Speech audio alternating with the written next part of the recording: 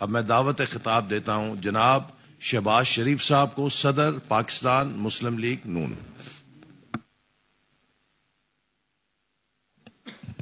بسم اللہ الرحمن الرحیم۔ جناب قائد میاں محمد نواز شریف صاحب، مسلم لیگ نون کے تمام اکابرین اور یہاں پر اس محفل میں موجود پاکستان کے مایہ ناز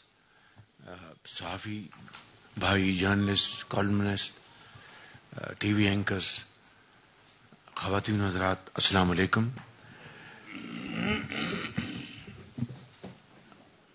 میں جو محترم سیکرٹری جنرل اور منشور کمیٹی کے چیئرمین عرفان صدیقی صاحب نے جو یہاں پر گفتگو کی ہے، میں اس کو رپیٹ نہیں کروں گا، اور جناب قائد نے ابھی آپ سے مخاطب ہونا ہے۔ میں صرف چند گزارشات کرنا چاہوں گا وداؤٹ گوئنگ انٹو ریپیٹیشن۔ پہلی بات تو یہ ہے کہ یہ ایک روایت ہے کہ ہر الیکشن میں جانے سے پہلے ہر پارٹی اپنا اپنا منشور قوم کے سامنے پیش کرتی ہے، تو روایتاً بھی ایک اس موقع کی ضرورت ہے، لیکن جو اصل بات جس کی طے میں ہمیں جانا ہے کہ یہ روایتی منشور پیش آج تک ہوتے رہے، کتنی پولیٹیکل پارٹیز نے یا لیڈرز نے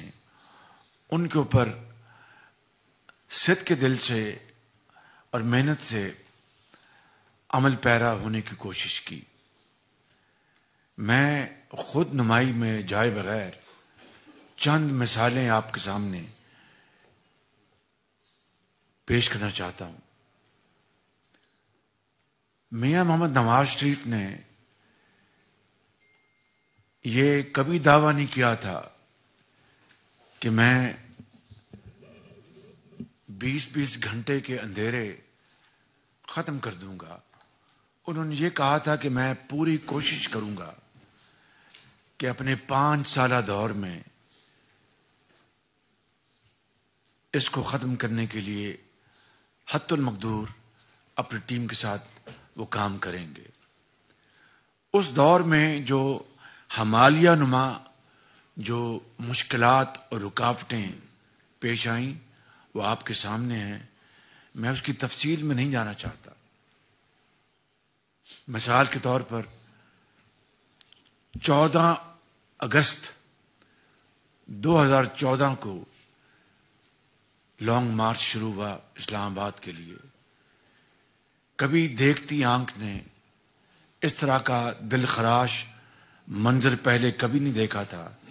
کہ وہ دن جو پوری قوم تمام اپنے ذاتی گروہی اختلافات کے باوجود من حیث القوم مناتی ہے، سیلیبریٹ کرتی ہے، اس دن ایک نئی منتخب عوام کے ووٹوں سے حکومت کے خلاف لانگ مارچ، وہ نواز شریف کے خلاف نہیں تھا، وہ اصل میں پاکستان کی ترقی اور خوشحالی کے خلاف لانگ مارچ تھا۔ پھر جو کئی ماہ پر محیط دھرنے اسلام آباد میں ہوئے وہ آپ کے سامنے ہیں۔ تا وقتے کہ ایک دل خراش اور پوری قوم جس سے اشکبار ہو گئی، 16 دسمبر 2014 کو جب اے پی سی کا واقعہ ہوا تب وہ دھرنا مجبوراً ان کو ختم کرنا پڑا۔ یہ جو وقت ضائع ہوا قوم کا، یہ کس کے ذمہ تھا؟ اس کے باوجود یہ اللہ تعالیٰ کو اس طرح منظور تھا کہ نواز شریف کے قسمت میں یہ لکھا تھا کہ ان کے دور میں، اور یہ بات حقیقت ہے کہ اپریل 2015 سے اس مد میں کوئی کام ممکن ہی نہیں تھا کہ جب ہر طرف دھرنوں کی صدائیں ہوں اور میلے کچالے کپڑے رکھے گئے ہوں اور پارلیمنٹ کو آگ لگانے کی صدائیں آپ دیکھ رہے ہوں اور جلا دو اور گھراؤ کر لو کی نعرے لگ رہے ہوں، وہاں پر ترقی کا دور دور تک وہاں پر سایہ بھی نہیں پڑ سکتا. لیکن اس کے باوجود آپ نے دیکھا کہ جولائی یا مئی 2018 تک صرف 3 سال میں، 3.5 سال میں 11,000 میگا واٹ بجلی کے منصوبے لگائے گئے، جو کہ دنیا کی تاریخ کا ریکارڈ ہے. پھر آپ دیکھ لیں کہ کراچی کی گرین لائن پبلک ٹرانسپورٹ وہ مچور کا حصہ تو نہیں تھا، نواز شریف نے اس کو بطور تحفہ سندھ کے عوام کو اور کراچی کے عوام کو دیا. بس میں اور کوئی مثال نہیں دوں گا، کہنا یہ چاہتا ہوں کہ منشور سب پیش کرتے ہیں، عمل کوئی کوئی کرتا ہے. اور میں ایک جنرل بات کر کے آگے بڑھوں گا کہ تعلیم کے میدان میں جن لوگوں نے تعلیم اور علاج کے لیے وہ کچھ قوم کو بتایا تھا اور اس میں وہ چیمپئن بنتے تھے، انہوں نے اپنے صوبے میں اس 10 سالہ دور میں کیا کیا، اور نواز شریف کے دور میں جہاں پر ان کو مینڈیٹ ملا تھا وہاں پر کیا انقلاب آیا، وہ آپ کے سامنے، میں اس کی تفصیل میں نہیں جاؤں گا. صرف ایک مثال دوں گا کہ PKLI جو کہ گردوں اور جگر کے امراض کے علاج کے لیے اور پیوند کاری کے لیے نواز شریف کی لیڈرشپ میں 20 ارب روپے کی لاگت سے وہ مکمل ہوا. اور اس میں مجھے کہنے میں کوئی بات نہیں کہ دنیا کے کسی بھی اعلیٰ ترین اسپتال کا آپ اس سے مقابلہ کر سکتے ہیں. خود تو KP میں برباد کر دیا، ہسپتالوں کو بھی، تعلیم کو بھی. ڈینگی آئی تو پہاڑوں میں چڑھ گئے. مگر جہاں پر ایک بہترین کام ہوا تھا خدمت خلق کے لیے، وہ یعنی بدترین قسم کی آپ سبھی لیے حسد میں اس کی آگ میں جلے اور PKLI کو بھی برباد کر دیا. یہ بات روز روشنی کی طرح عیاں ہے کہ پاکستان کے وہ طبقے، یتیم غریب، چاہے وہ میران کی وادیوں سے ہو، پنجاب کے میدانوں سے ہو، KP سے ہو، بلوچستان سے، جب ایسے امراض میں وہ ملوث ہوتے تھے تو ان کو چین جانا پڑتا تھا، ہندوستان جانا پڑتا تھا. میں خود پنجاب میں، ہم نے اربوں روپے دیے ان غریب ترین بچوں کے علاج کے لیے، وہ بنایا گیا، برداشت نہ ہوا. تو میں آج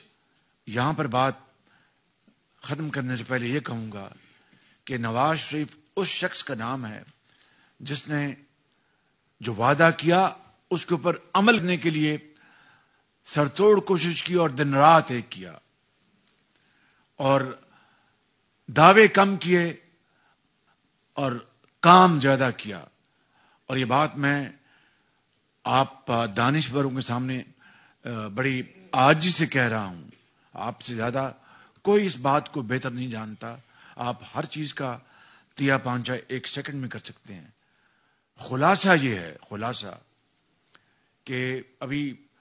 جناب قائد آپ کے سامنے گفتگو فرمائیں گے کہ اس منشور کا خلاصہ یہ ہے، 3 چیزیں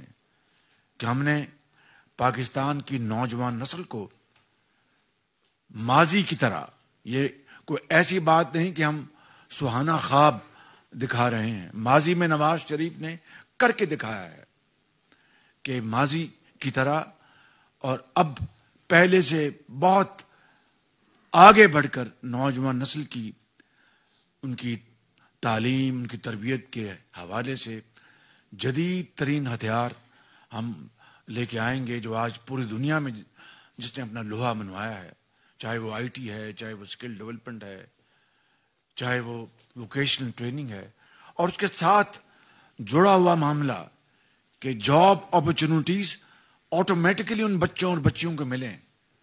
چاہے وہ دیہات میں ہیں، چاہے وہ قصبوں میں ہیں، شہروں میں ہیں، اور اسمال میڈیم انٹرپرائزز لون ان کو ملیں، اور جن کو اگر اللہ نے موقع دیا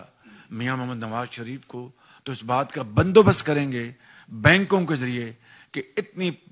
فیصدی قرضوں کی جو ہے ترسیل ان بچوں اور بچیوں کو ملے گی دیہاتوں میں اور شہروں میں اور قصبوں میں، تاکہ جال پھیل جائے اس ملک میں کاٹیج انڈسٹری کا۔ دوسرا، جو ہماری جو زراعت ہے یہ آج بھی پاکستان کی معیشت کی ریڑھ کی ہڈی ہے، اور اس میں جتنا بھی نواز شریف نے ماضی قریب میں، ماضی بعید میں کام کیا وہ آپ کے سامنے ہے۔ کس نے سستی کھاد مہیا کی تھی پاکستان کے کسان کو؟ کس نے بجلی کے ساتھ چلنے والے ٹیوب ویلز کے لیے سستی بجلی مہیا کی تھی؟ تفصیل میں نہیں جا رہا، مگر آج جس بات کا ہمیں عہد کرنا ہے کہ دنیا زراعت کی ترقی میں جہاں پہنچ چکی ہے، ہم اس کھیل میں بہت پیچھے رہ گئے ہیں، اس سفر میں بہت پیچھے رہ گئے ہیں۔ اس کی وجہ یہ ہے کہ آج ہماری ریسرچ سینٹرز، آج ہمارے جو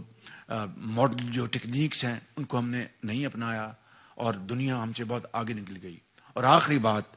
میں بات کر کے ختم کرتا ہوں، وہ یہ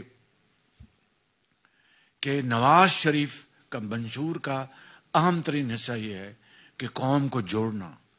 قوم کے زخموں پر مرہم رکھنا۔ یہ اپنی ذات سے بالاتر ہو کر، اپنی انا سے بالاتر ہو کر، پاکستان کے وسیع تر مفاد میں اپنی ذاتی اختلافات کو بھلا کر قوم کو اکٹھا کریں۔ یہ جو زہر گھولا گیا ہے اس معاشرے میں پچھلے 5 سال میں، یہ ایک ایسا زہر ہے کہ یہ آرام سے یہ ختم نہیں ہوگا۔ اس کے لیے بہت زیادہ دل کی اتھاہ گہرائیوں سے کوشش کرنی پڑے گی، اور انشاءاللہ یہی میاں نواز شریف کے منشور کا ایک اہم ستون ہے۔ ان الفاظ کے ساتھ میں جناب عرفان صدیقی صاحب کو مبارکباد پیش کرتا ہوں، ان کو شکریہ ادا کرتا ہوں کہ انہوں نے بڑی ارق ریزی سے یہ منشور ترتیب دیا، اور تمام سب کمیٹیز کو میں ان کا شکریہ ادا کرتا ہوں کہ انہوں نے بڑی جاں فشانی سے اس منشور کو انہوں نے بنایا، جو آج انشاءاللہ آپ کے سامنے پیش کیا جائے گا۔ اور اس کے لیے تمام سب کمیٹیز کے جو درجہ بدرجہ اس کے ہیڈز ہیں ان سب کو میں مبارکباد پیش کرتا ہوں۔